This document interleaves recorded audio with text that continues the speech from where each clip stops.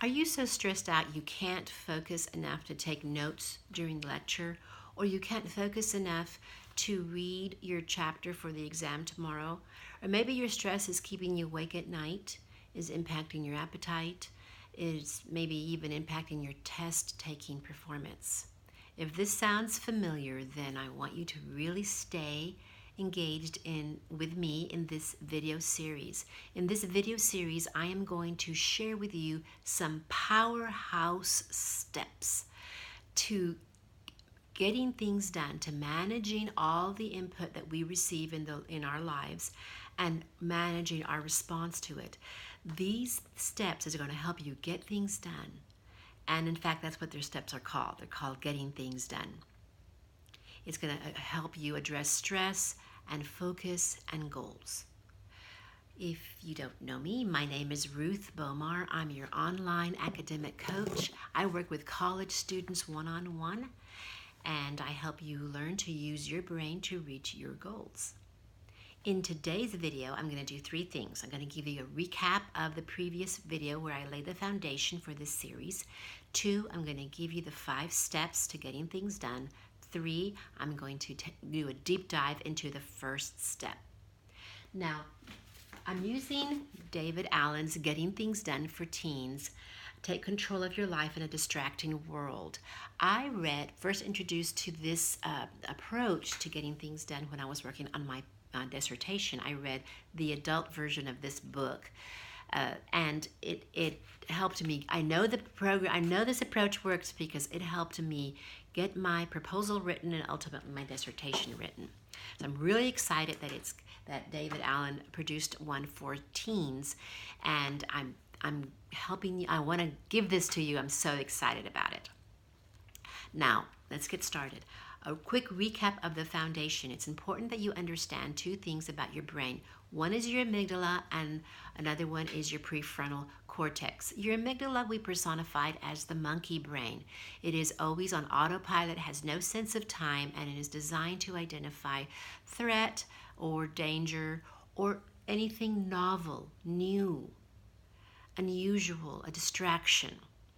Now, the owl, the prefrontal cortex, is personified with an owl. An owl is a symbol of wisdom. This is the part of your brain that is engaged in rational, logical decision-making and thought processes.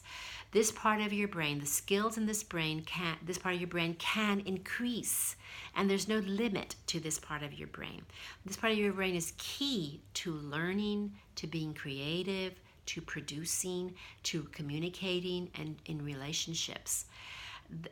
So what we want is for the owl brain to collaborate with the monkey brain and vice versa. We want these 2 parts, these 2 functions of our brain to collaborate together so we can get things done.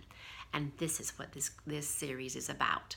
Now, the 5 steps to getting things done, here they are, here they come. I'm going to help you remember it with an acronym. The acronym is CORE, C-C-O-R-E. Capture, clarify, organize, reflect, engage. Now, engage is the very last step. That is when we take action. But we're doing a lot of thinking and planning and preparing before we take action. And that's one of the problems I see very often with my clients and the students I work with. They want to take action before we do the foundational homework, the thinking, the planning, and the preparation. If we skip those preliminary steps, those foundational steps, and we jump straight into action, then that action will be short-lived and won't have endurance, and you won't gain any traction. So, deep dive into the first step, which is capture. What we want to do in the first step is capture all the stuff. Remember, there's stuff coming at us all the time. It could be chores, errands, tasks, homework, responsibilities, dreams, ideas, or fears and worries. And they're always coming at us. They could come through us through paper form, through auditory, someone was telling us, or we can see it, something, or simply we can remember it in our mind. So all this stuff is coming at us all the time. Now, to capture the stuff, we're going to use capture tools and a bucket. The capture tool is going to be actually a piece of paper. It could be a small spiral notebook, the small ones that fit in your pocket, or it could be 3x5 cards and something to write with. And the bucket is a physical container. It could be a box, a tray, a basket, or simply a corner on your desk. Now, the number of buckets that you need depends on how many buckets you need to be efficient and effective. Generally, you need 3. One for home, one for school, and one for transit. So we're going to focus on home first. Your home, your physical, there's 3 spaces that we live in. We live in our physical space, our digital space, and our mental space. And we're going to be capturing stuff in those 3 spaces. So your physical space, that's your bedroom, your dorm room, your apartment, your car, your backpack, your locker. It could be a corner in the living room, anywhere that you inhabit, that's your physical space. Now you're going to you're going to look around your physical space, and first you've got to differentiate what is stuff and what is not. So let's look at what is not. And to help us remember what is not stuff, I'm going to use the acronym REDS, R-E-D-S. R for reference, E for equipment, D for decor, S for supplies. Reference is what it is. Reference could be a book, a Bible, a dictionary, textbooks, things that information that you need that's a physical thing, like a book. Equipment is machines like your computer, your printer, your stapler. Decor is anything that's in your physical space that expresses your personality and makes your space comfortable and you feel comfortable and nice in your physical space. S, supplies, Post-its, notebook paper, spiral notebooks, pencils, supplies. Now anything else is stuff. So you're looking around your room or your physical space, and anything that is not those REDS is stuff. So for example, it could be your friend's backpack that got left here last night when y'all were studying together. It could be your laundry, dirty laundry. It could be dirty dishes. You could be seeing your mail that's been accumulating for the last month. All of that is stuff. Or it could be just a bunch of homework assignments, just papers. So what you're going to do is you're going to take a little piece of paper, and we're going to capture the stuff. Now, the reason we want to capture that stuff, it's incoming. If we don't capture it, our brain requires that we close that loop. It's an open loop, and the brain requires that we close that open loop. And if we don't, then we're going to feel overload, overwhelmed, stressed, worried. So if you're feeling that, then this is a step for you. This is going to help you with that feeling. And it's because your monkey brain is too overstimulated. So we want the owl brain to very kindly tell the monkey brain, I've got it. I'll take it from here. So we're capturing our stuff and we're putting it in the bucket to address when I decide to address it, when you decide to take care of it, as opposed to whenever monkey brain decides to remind you. So this is not procrastination. This is actually an organizational step, a good habit that's going to help clear some mental space and energy so that you can focus. So you put it in your bucket. The first time you do it, there might be some backlog. I know the first time I did it, I had piles of papers and articles and books and things I had written and just papers everywhere. I had piles of paper on my desk, on my coffee table, on my couch, in my kitchen counter, on the kitchen table, there on the floor. There was stuff everywhere, and I could not think. So the first time I did this capture step, it took a while. And that's okay, because it's backlog. Now, once you get this going, it won't take as long every time. Now, the next area that you are going to capture stuff is your digital space. Any invisible your stuff in your digital space is invisible, but invisible stuff is still stuff, and your brain is requiring that you do something about it, and it won't let you rest until you do. So it could be emails or text messages or notifications you're getting from your school website, your course website, or the other websites that your professor is asking you to visit and to get information from, social media platforms, purchasing websites, sports, news, weather websites, all of those places on our digital space that we're getting input from. We're getting notices. We want to capture it and put it in our bucket. We can do it the same way we captured physical things. We can write it down on a piece of paper and put it in your bucket. Like respond to all text messages from mom, put it in your bucket.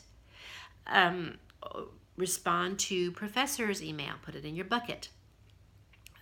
Whatever it is that requires your attention, requires that you make a decision and do something about it. You write it down on a piece of paper and put it in a bucket to take care of when you decide to do it.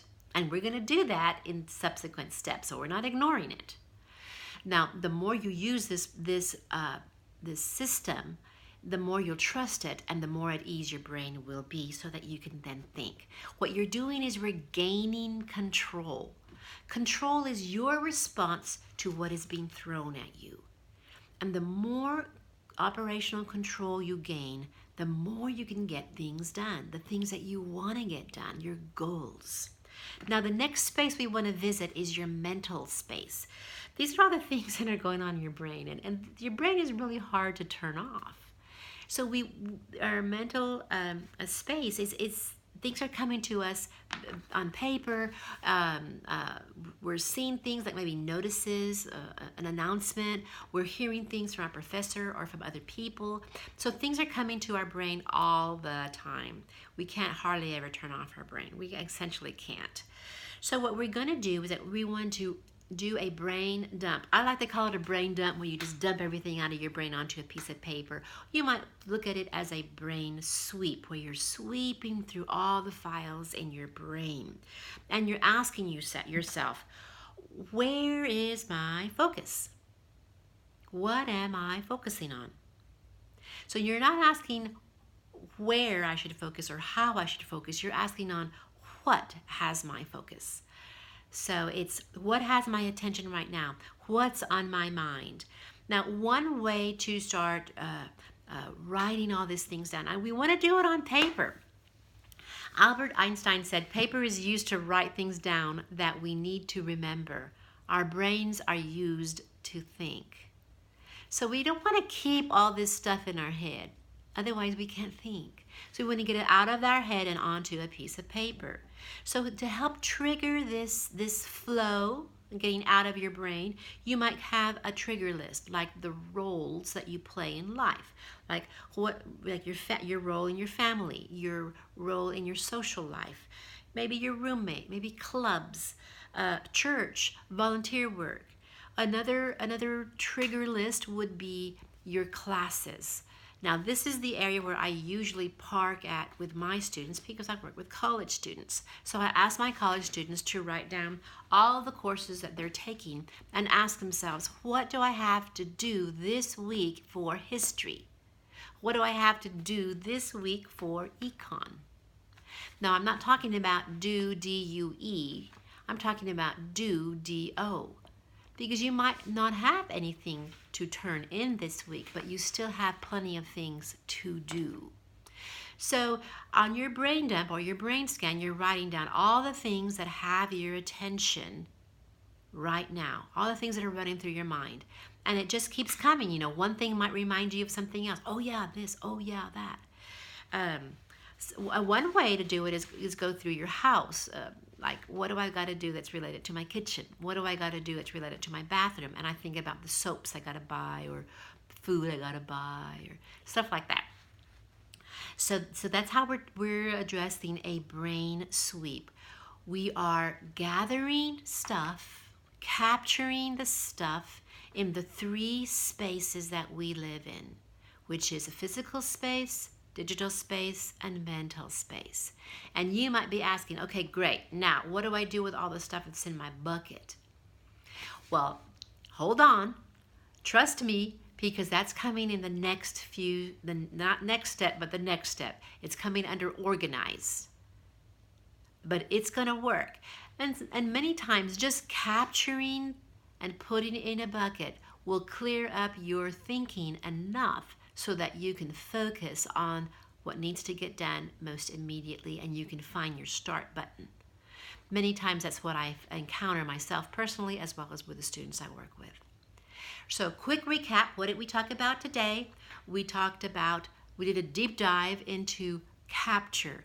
We live in three spaces, physical, digital, and mental. We're going to use capture tools, and we're going to put it in the bucket to take care of and deal with at a time that we choose, as opposed to just whenever monkey brain wants to remind us about it.